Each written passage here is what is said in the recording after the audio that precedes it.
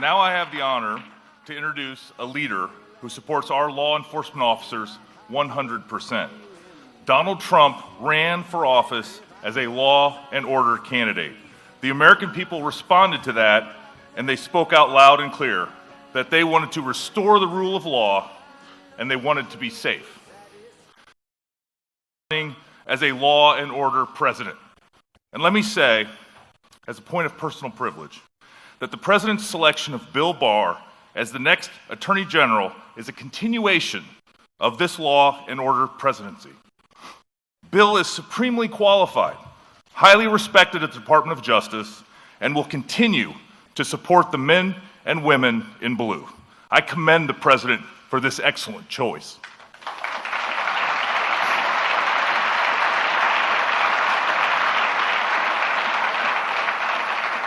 Much progress has already been made under the president's leadership. Crime is down and police morale is up. And we're just getting started. Ladies and gentlemen, please welcome our nation's highest law enforcement officer, the President of the United States. And I'm proud to be an American.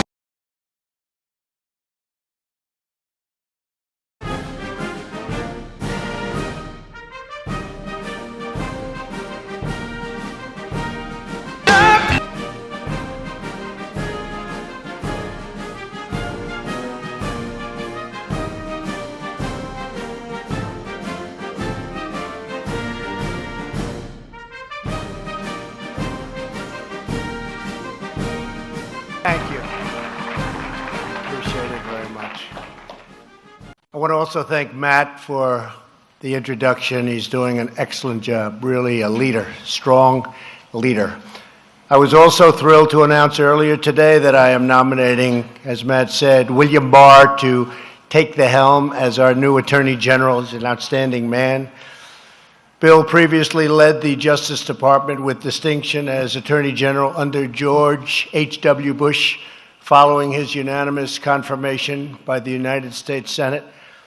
During his tenure, he demonstrated an unwavering adherence to the rule of law, which the people in this room like to hear. There's no one more capable or more qualified for this role. He deserves overwhelming bipartisan support. I suspect he'll probably get it. I'm honored to be in Kansas City with the incredible men and women of law enforcement. I've been here a lot over the last couple of months. The U.S. attorneys, state, local prosecutors, police officers, sheriffs, deputies, and federal agents who keep our country safe.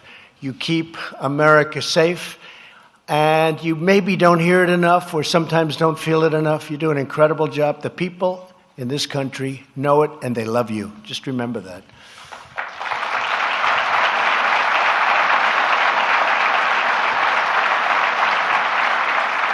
So true.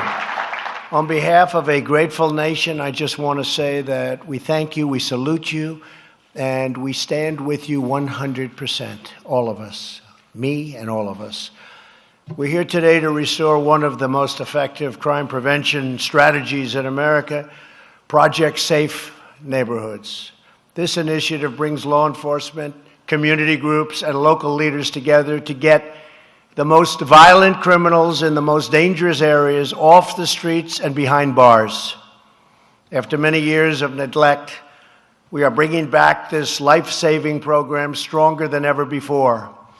Today is the first nationwide meeting of Project Safe Neighborhoods in 8 years. And here with us is the man who started this visionary project all the way back in 2001, former Attorney General John Ashcroft. Where's John? Where's John? Great, John.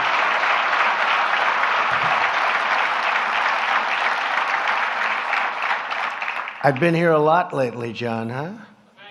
Been here a lot. That's good. Thank you. Thank you for a great job. I also want to thank two members of my administration who are doing tremendous work.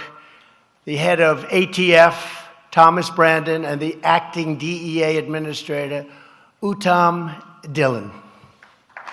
Please.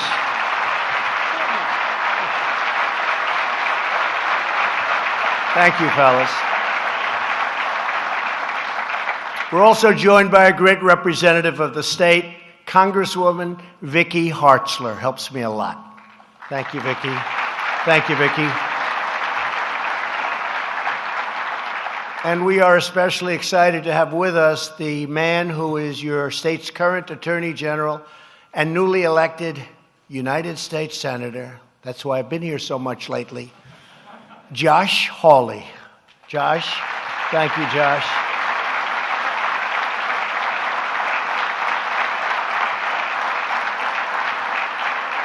And I will tell you, Josh really stepped up to the plate. You know, in life, you never know. You pick somebody, looks good, sounds good, think he's smart, and then they choke. They choke like dogs. And you say, what did I do? I picked the wrong person. Well, we saw a lot about Josh, and we thought he'd be great. And I'll tell you, he had a tough race against a very tough competitor. You know that. And he was absolutely fantastic. So I just want to congratulate you. And, you know, I keep listening to the fake news that they won the House. Nobody ever talks about the Senate. We won the Senate easily. In fact, we picked up 2. And that hasn't been done in a long time. For a person as president, you just, for whatever reason, that doesn't happen very often. And we have the Senate now 53 to 47. And we're very proud of that. But you never hear that. You only hear the House. And the nice part about having the Senate is when you have the Senate, your judges, you know, we've appointed many, many judges. We're just about at a record clip ever. And by the time I finish, we should have the all-time record, except, of course, on a percentage basis. You know who the best of all was, right? George Washington. 100%. He picked 100% of the judges. That's the only one that I won't be beating. Can never beat George. He's tough. 100%. I asked that question. I say, who had the greatest percentage of judge picks? And so far, I haven't had too many people guess it. But as soon as I say this, I can't believe I didn't think of that. Finally, we are grateful to the U.S. Attorney for the Western District of Missouri, Timothy Garrison. Where's Timothy? Timothy. Thank you, Timothy. Great job, Tim. Along with a very well-known person, Kansas City Police Chief Rick Smith, for hosting today's event. Thank you very much, fellas. Thank you, Rick. Thank you. Everyone here today is committed to the same vital goal: liberating our communities from crime and securing the right of all citizens to live in safety and to live in peace. In the 2 years before I took office, the violent crime rate increased by 7%, and murders were up by over 20%. But we're turning it around very quickly, much quicker than anyone thought possible. At the core of our strategy is restoring respect for law enforcement. And there's nobody that deserves respect more than you people, that I can tell you. For too long, many politicians and radical activists have been smearing and slandering our police, making life easier for criminals and harder for law-abiding Americans.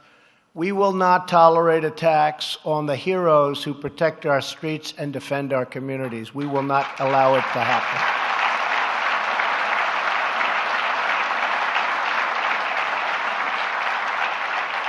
My administration has also made officer safety a top priority. We will protect those who protect us, and we will believe the right punishment, and we all do, for cop killers is called the death penalty.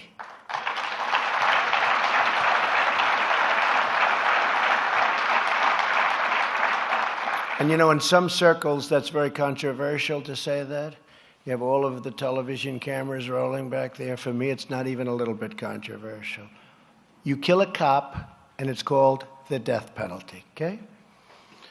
At the same time, we are ensuring you have the resources you need to do your jobs properly.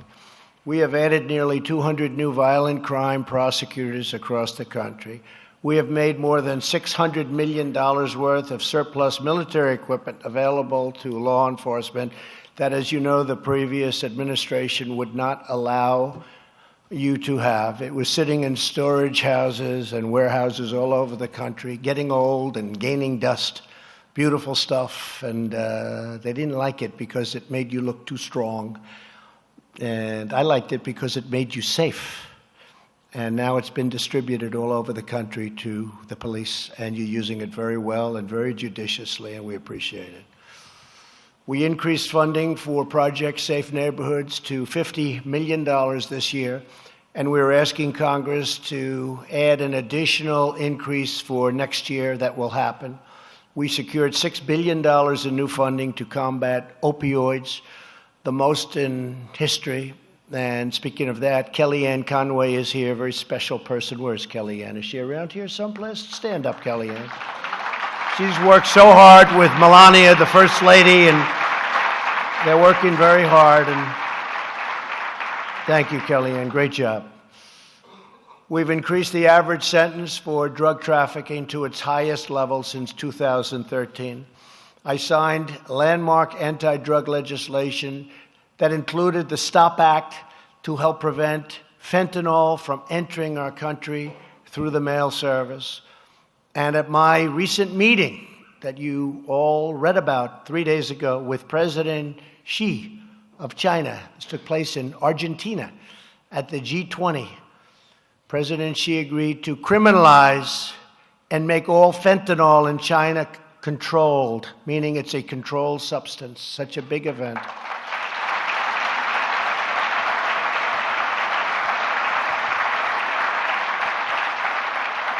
And it was really considered an industrial agent. It was not criminal at all. He's agreed to make it a controlled substance and the highest criminality. And that would bring into play, again, the words death penalty, from no penalty to death penalty. And that's the way our meeting went. And I appreciate President Xi doing that very much, because we lose about 80,000 people a year to fentanyl. So now they can send it, but they get caught, they're going to get the death penalty. I have a feeling you're going to see it go down very rapidly. Very, very rapidly. It's a terrible thing. This year, thanks to the efforts of everyone in this room, I'm proud to report a new all-time record for the prosecution of violent crime. You also prosecuted 15,300 defendants for federal gun crimes, almost 20% more than the previous record. In partnership with the federal government, local law enforcement is also making tremendous historic strides. Here today is Wilmington Police Chief Bob Tracy. Where's Bob? Hi, Bob. Thank you. Thank you, Bob. When a vicious gang member shot and killed 2 people in Wilmington last February, investigators used the ATF's ballistic database to match the shell casings to another shooting and bring the killer to justice. Amazing job. Thank you. Thank you, Bob. Over the past year, shootings in Wilmington are down nearly 60%, and firearm murders are down over 35%. Thank you, Chief Tracy, for your unbelievable work. We're reading about it, we're seeing it, and it really is exceptional. Thank you very much. Thank you.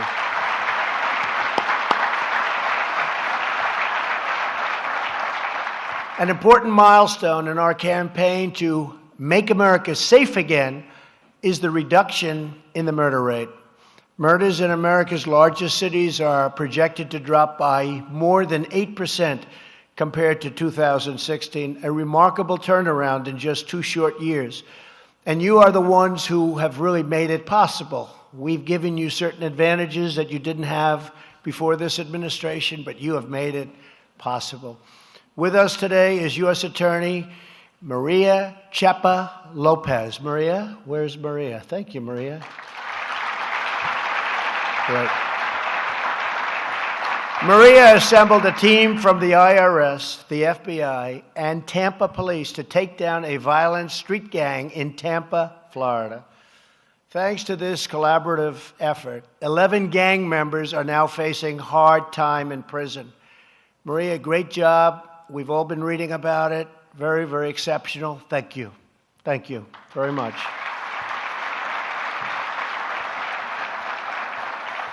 James Clark with the Better Family Life Initiative is here as well. James, thank you very much, James.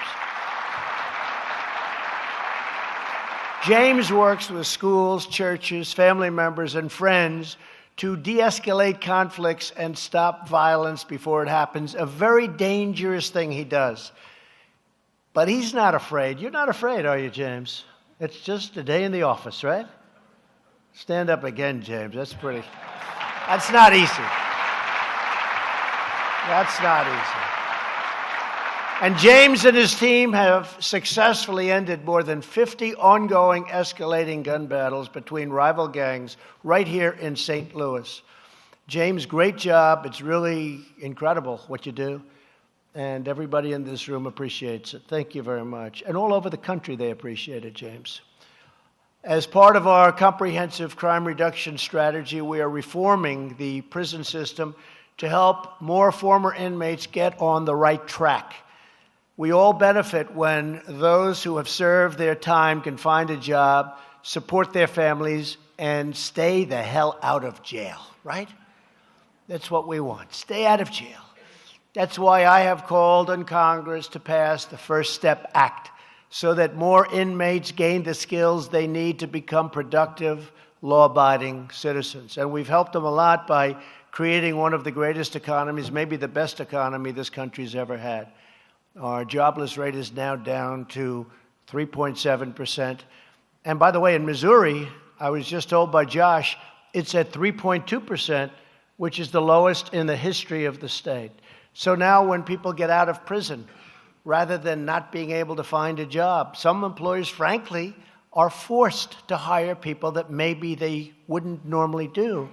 And the reports coming back are incredible. I have one particular person that says it's hired 7 people, and he just is thrilled. He can't even believe it. We're giving them a chance, and the economy is maybe, it's a beneficiary, but it's also one of the reasons that it's working so well. So we're very proud. It's a lot of good reasons to have an economy that's so good, but that's maybe toward the top of the list as far as I'm concerned. We know it's possible for former prisoners to turn their lives around because their safe neighborhood partners really make it happen every single day. Deborah Daniels is the co-founder of Offender Alumni Association in the great state of Georgia. Hi, Deborah.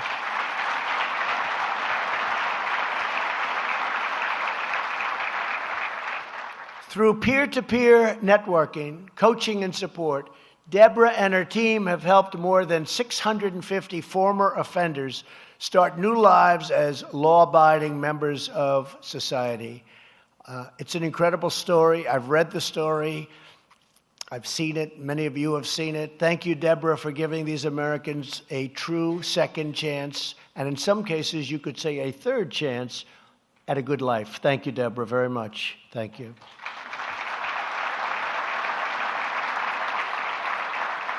The amazing results of Project Safe Neighborhoods prove just how critical it is to foster cooperation among law enforcement at every single level of government.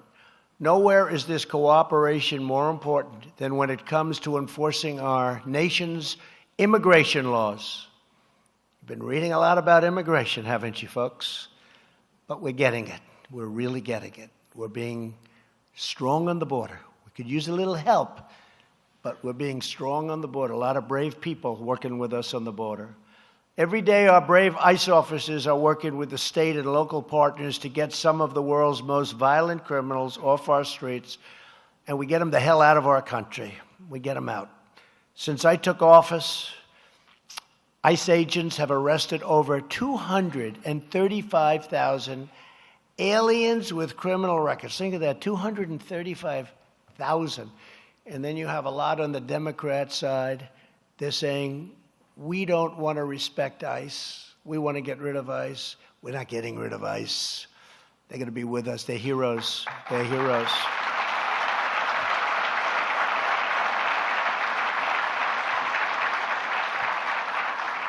Think of that, though, 235,000. And that includes those charged and convicted of more than 100,000 assaults, and over 4,000 murders. Last year alone, ICE and Border Patrol seized more than 2.8 million pounds of illicit narcotics, and we have quadrupled the seizures of fentanyl. And now with our new deal with President Xi of China, maybe we won't even have to worry about that so much. I think you're going to see that coming down at numbers that are pretty unbelievable. Removing these deadly poisons and vicious predators from our neighborhoods depends upon partnerships with local communities and their elected leaders and officials.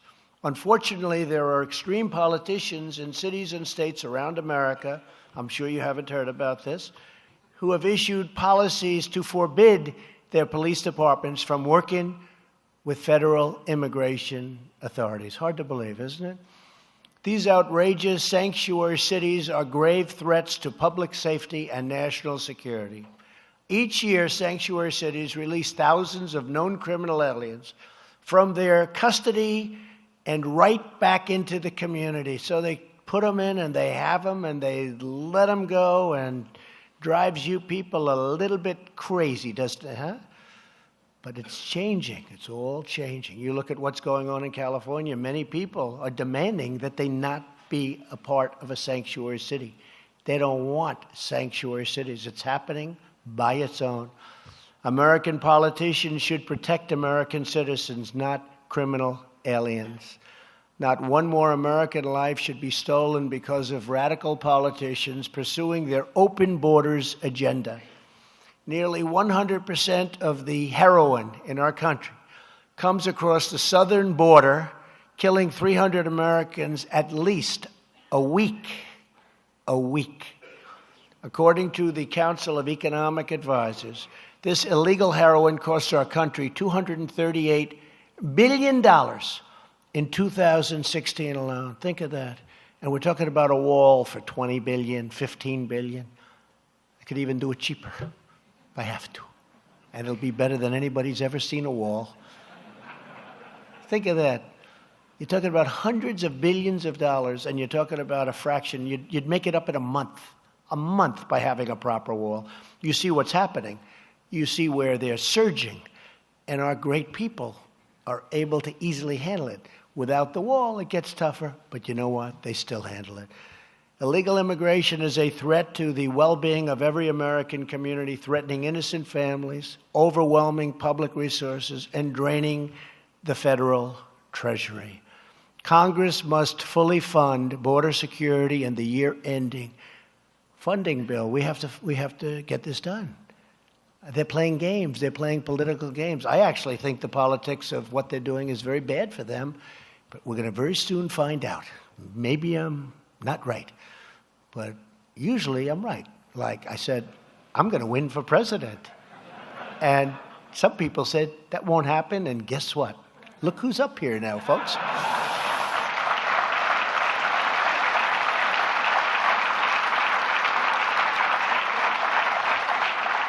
But this includes fully funding our great ICE officers, ICE attorneys, border agents, detention beds, equipment, technology, and life-saving border wall, which we need more than ever. We need it more than ever. When you see these caravans of thousands and thousands of people, they like to minimize it on the fake news, but you have tremendous amounts of people coming up, and it's incredible. And oftentimes they'll keep the cameras low. I know every trick. They've taught me.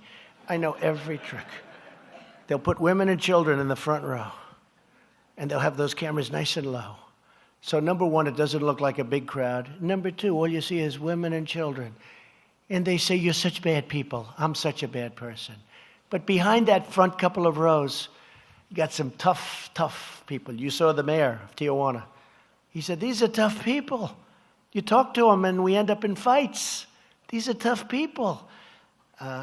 We don't want them coming into our country. We want great people coming in. Some of them would be great people. We need people because we have so many companies coming into our country. Car companies are pouring in. They're all coming in. A big announcement by Fiat Chrysler the other day. They're going to move into Michigan with a massive new plant. A lot of things are happening. We need people at 3.7% unemployment. But they have to be brought in the legal way, and they have to be, we talk merit. We want to bring them in through merit. We want people that can love our country and people that can help our country. It's all very simple. To me, it's very simple. Every American citizen is entitled to a safe community and a secure border. Here in the audience today are three trailblazing leaders, they truly are, who are working to dismantle MS-13 over the past 2 years. They've helped so much. They've done such an incredible job. 29 MS-13 members have been charged and convicted just recently, despite being targeted for retaliation.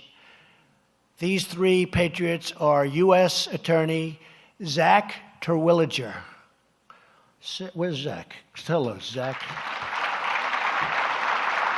Heard great things about you. Herndon Police Sergeant Claudio Shaha.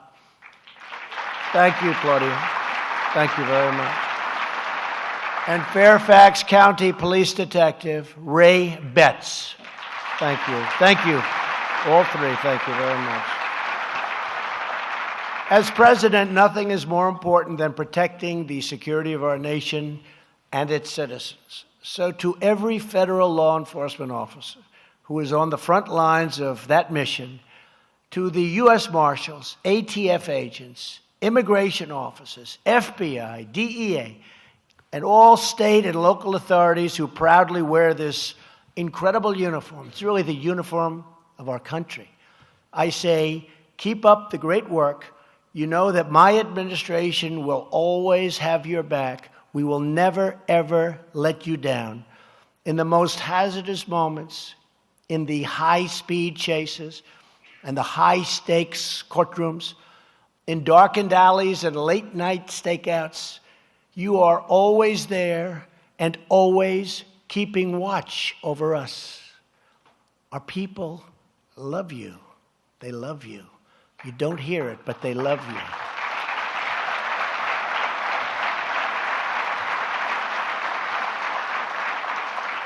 You never let us down, and we will never let you down. You bring criminals to justice and peace to our streets. You are the reason Americans sleep soundly in their beds at night, and you are the ones making America stronger and prouder and safer and greater than ever before. We are making America greater than ever before. We are respected again as a nation. We love our law enforcement. I just want to thank you all for being here. It's my great honor to be before you, and God bless the United States of America. God bless you all. Thank you very much. Thank you.